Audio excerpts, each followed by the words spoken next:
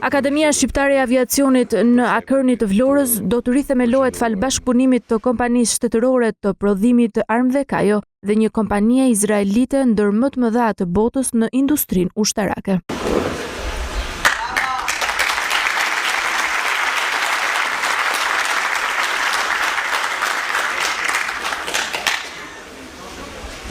Kryeministri Edi Rama, njëherë është kryetari i Partisë Socialiste pas zyrtarizimit të marrëveshjes, theksoi se kjo shkollë do të nxjerrë pilot ushtarak edhe civil, sipas nevojave të kërkuara. Është një hap jashtëzakonisht i rëndësishëm në funksion të mbështetjes qoftë aviacionit civil, qoftë forcave tona të armatosura ajrore me një kapital njerëzor të kualifikuar cilësisht për kohën që jetojmë.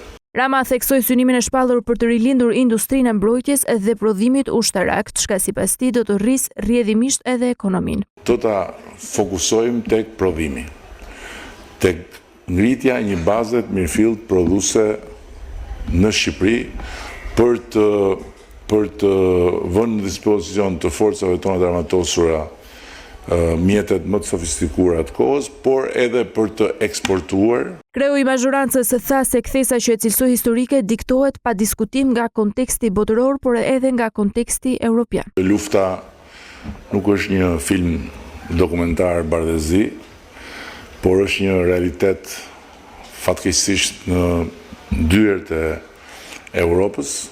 Shqipëria më herët ka nënshkruar marrëveshje për prodhimin e anijeve civile ushtarake, ndërsa synimet edhe për prodhimin e dronëve inteligjent. Projekti i qeverisë socialiste synon rivitalizimin e uzinave të famshme në Policane, Rubik, për t'i vënë në funksion të industrisë së prodhimit ushtarak.